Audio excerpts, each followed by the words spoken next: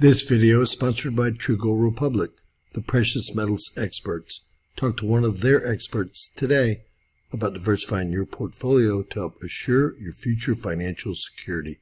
Find their contact information in the description below and pinned in our first comment.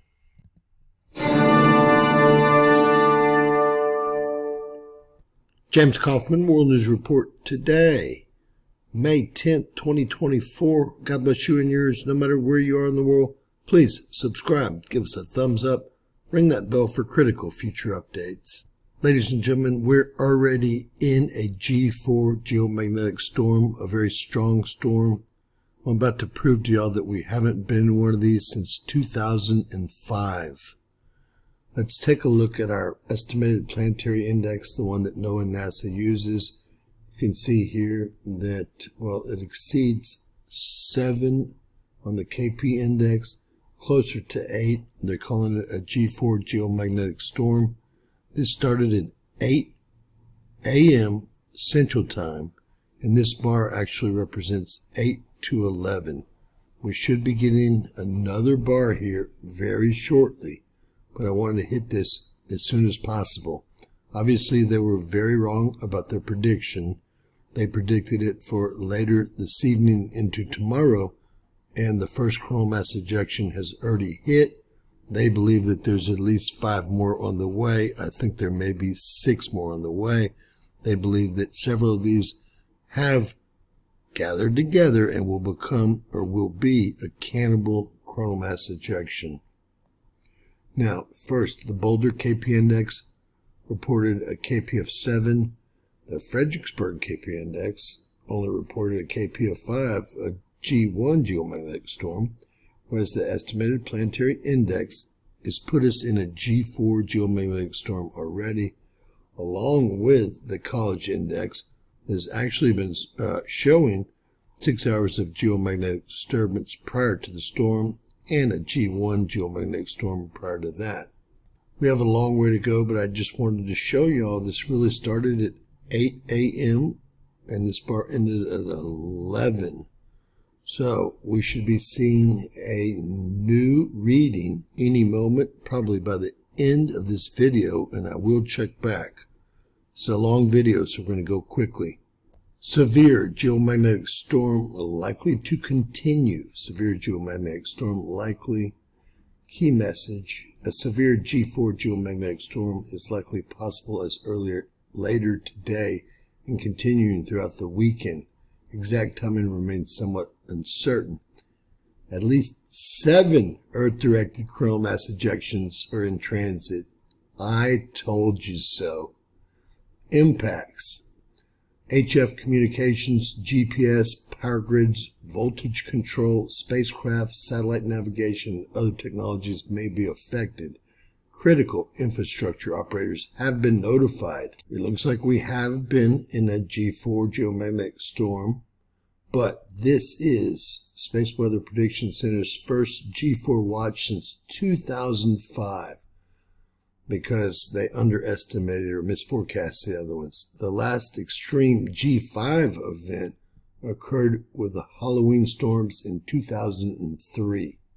The source has been a large, complex sunspot cluster, NOAA region 3664, that is 16 times the diameter of Earth.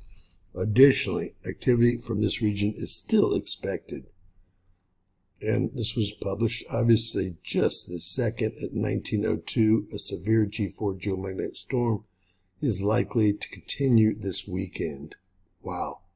So I did nail it. This was the 7th coronal mass ejection. We had a large solar flare overnight.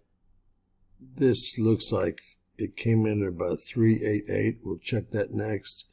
And we did have a honorable mention here on M5.9, but we'll check those numbers. We're dealing with all of the strong M flares and X flares that have been produced by AR3665 over the last several days. All right, over to spaceweatherlive.com. It was an X3.98, an X3.98, and that was at 6:27 UTC time, which would have been about 12:30 last night. All right, ladies and gentlemen, we have an M1.09 baseline currently. M-class solar flares, 95% chance. X-class solar flares today, 75% chance. Those are the highest two numbers I've ever seen. They continue to rise. I guess we're going to see that micronova before any of us want to see it. We'll start today off here. Although we had several M flares in a row, we had an M1, an M2.6, an M1.2, and M1.5, all at the end of the day over the last 2 or 3 hours. I think that AR3663 is gone around the limb, but we will take a look, and that did produce that M1 at 2100 last night. Everything else is coming out of 3664 or could be filament eruptions. Again, thus far today, we started out with an M1.3, a C9.7, a C79, an M1.4, an M1.3, an X3.98, an M2.2, an M5.8, and we did mention the M5.8 as our honorable mention, and then these are C flares actually. Can you imagine they're recording C flares? I guess they wanted to make sure that 99% was correct. All right, over to LASCO C2 on your left, Cactus 1 on your right, and this is from the 8th. We're going to go ahead and watch it through all of these solar flares. Lots of time missing, but all these solar flares are inbound. These are all halo eruptions from 3664. And again, they just said 7 of them, just like I told you. Wow, these are huge eruptions. I'm guessing they're much larger than we were told, especially since the first one that hit actually created a G4 strong geomagnetic storm. Again, we haven't seen a G5 since Halloween 2003. And I'm guessing we're going to see that G5 today or tomorrow. Wow, look at some of these explosions that they're trying to tell us were small X flares or strong M flares.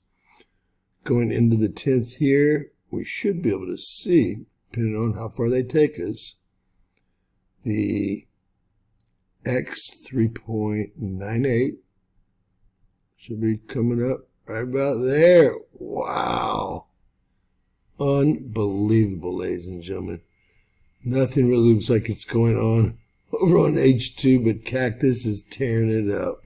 Over to HMI Intensigram, taking a look at our sun. This is AR3666. It's about around the limb. This is AR3663 that did pop off that M1 solar flare.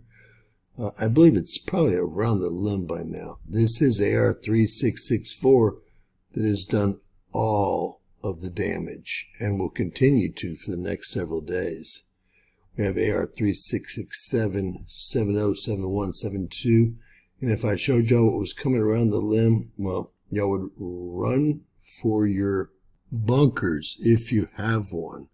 So really we have 7 Earth-facing, if you will, sunspots, although these have probably been named already today. We'll take another look at our sun real quickly. You know, this one is almost identical. Usually they're taken at different times. This is actually from STO, the other from from Soho. And they look about identical as far as the time they were taken. Heading over to NOAA's KP Index breakdown, May 10th, 11th, and 12th, 2024. They were expecting a G1 storm from 4 to 7 this evening Central Time here in the U.S. As you see here, G1. We've already had a G4, and it only promises to get worse. They didn't even think we'd see a G4 until tomorrow, 9 hours into the day. Now, we're also in a proton storm, which probably means we're in a polar cap absorption event. But I did want to show y'all that the protons broke through our space weather threshold about 1500 UTC time, and I'm afraid they will stay that way for some time. Several CMEs are inbound, a total of 7. They say we've seen 1. And that was a pretty good guess. Let's see if we can see what I believe to be just an M flare right there. Wow. You'll see the polar cap absorption again event gets worse and worse as the day goes on. This is 1500. Which brings us right up to real time. And I don't see this going anywhere. There's going to be no use of any kind of marine radios, ham radios, etc. The radio alternation is off the hook, and the poles are filled with protons. This is a polar cap absorption event from heck. Headed over to GO Solar Ultraviolet Imager, 195 angstroms. I wanted y'all to go ahead and get to see what's happening from AR 3664. It's continually popping off solar flares even as we speak. Now, I don't know how strong they are, but this is just over the last hour. It hasn't thought about letting up. Also wanted to show y'all all of the horrific sunspots coming around the limb here. This is going to be a really bad month. All right, over to LASCO C3, we have Venus on the right, Jupiter on the left, and I will show y'all the X flare earlier today, and here it comes right there, X 3.98, and that was quite an explosion. They did cut the feed off before the smaller M flare, but I think that we're all pretty sure we have 7 CMEs inbound with 1 that's hit thus far.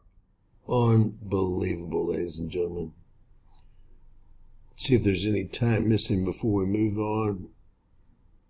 I would expect nothing less than that, but there's no time missing, unbelievably. Well, I guess there is, but just small pieces here and there.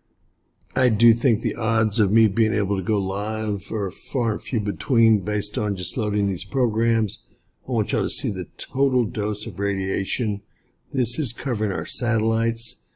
It's off the charts. Our satellites are burning it up there, and they're not protected by our atmosphere, or all of our atmosphere, we'll put it like that. They should be protected by the Van Allen belts, but they show huge doses of radiation hitting our satellites as we speak, and it's only going to get worse.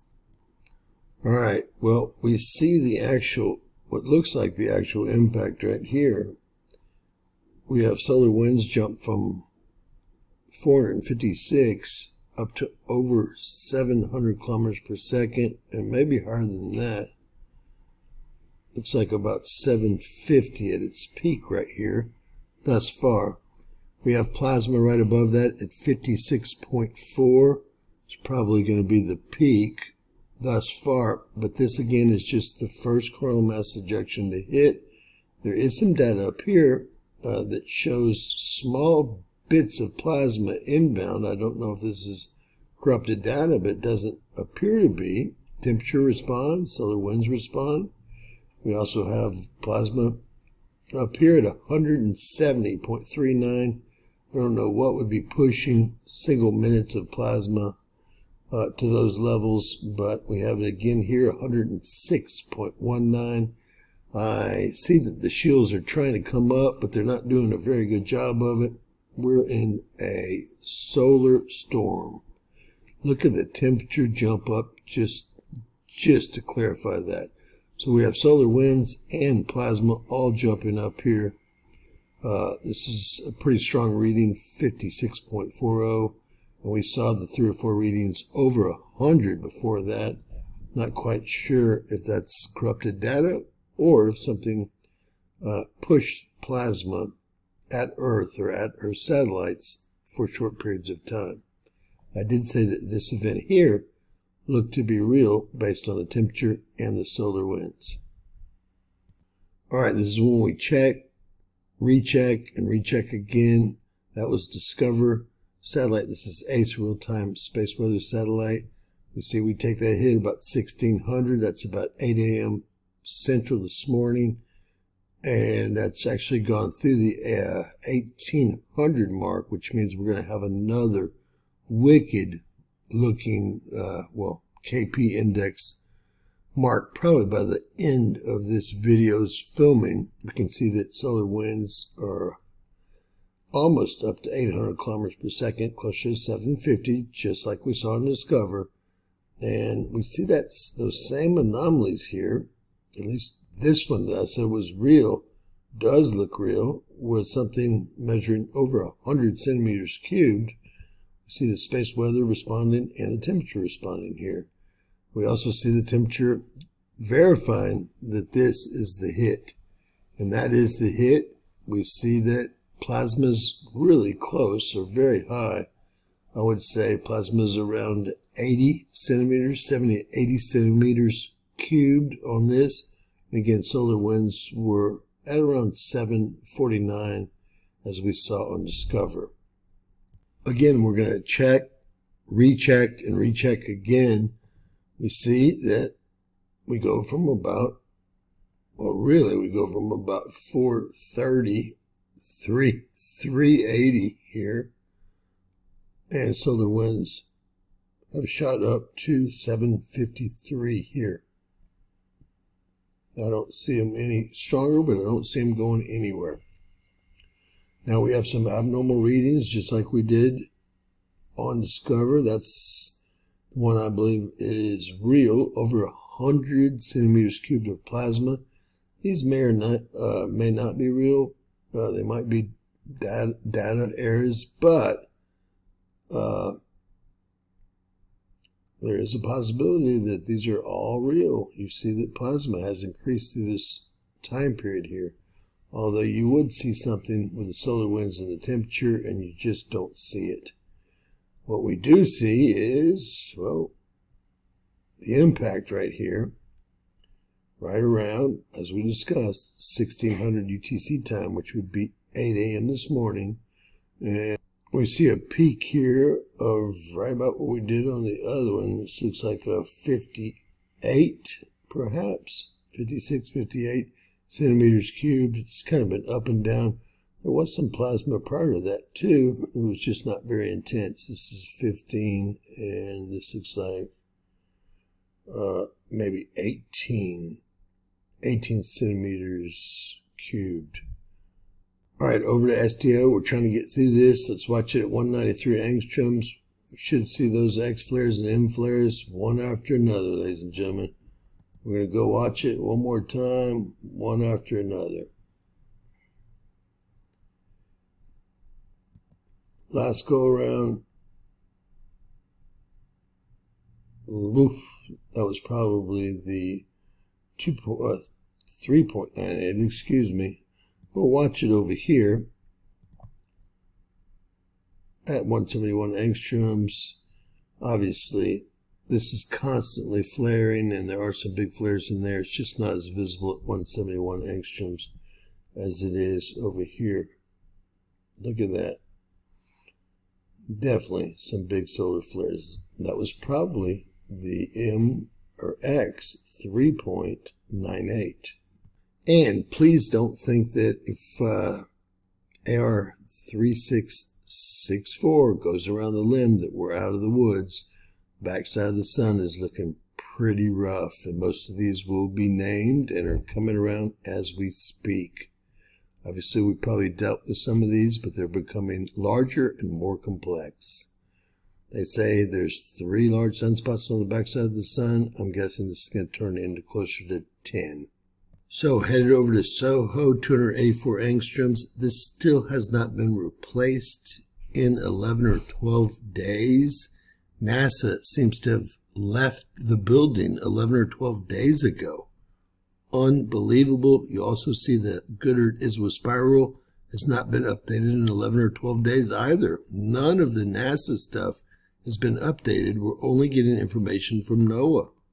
All right, taking a look at STO HMI magnetogram image. This is from today, and it is fairly recent, and you can see how horrific AR 3664 really looks. And then this is a sunspot. It looks like white over black, reverse polarity, black over white, reverse polarity, both coming around that are very complex. So the game has just started. I personally find it amazing that NASA, with their $84 billion budget, has not updated their One Space Weather Prediction Center model. The Goddard ISWA spiral hasn't been updated in over 11 days. That's the fourth and fifth plasma that we never saw. And this is the one that they predicted way before any of these solar flares took off. So this is just by happenstance they're correct. None of the actual CMEs have even been modeled on ISWA, period. Embarrassing. All right, over to the EESA, Euphoria. This is our European friends. They blew the solar winds as usual. They tried to go as high as they could. They had plasma going up to about 55. It went much higher than that. They didn't do as good of a job on the plasma as they usually do. They at least modeled stuff, and they have us getting, well, hit by that cannibal CME. We're going to wait to see what happens the rest of the day today and into tomorrow. Again, they didn't think the cannibal CME was going to hit us till mid-tomorrow. They were expecting just G1 geomagnetic storms for at least the first 6 to 9 hours. That's not what we're seeing at all, is it? Now, does this planetary lineup have anything to do with what's occurring? I would guess yes. Again, we're seeing Venus on the right, not Mercury. Very small field of view on LASCO C3. We're seeing Jupiter on the left, and that comes right out of Noah's mouth, not mine. All right, we have not gotten our next KP index bar. It's a 3-hour bar. All the NOAA servers and NASA servers are slowly going down. It's getting very hard to get things to actually even show up on my screen here. I'm thinking live is out of the question. I am going to put this as a premiere so we can all talk, and I will update everyone, even if it has to be a premiere instead of a live, about 8:30 or 9 this evening. With that said, God bless you guys. Stay safe out there. Get some gas in your gas tanks and buy some extra water. And please share our video. Please subscribe. And always remember that anything's possible in Bizarro World. God bless you all.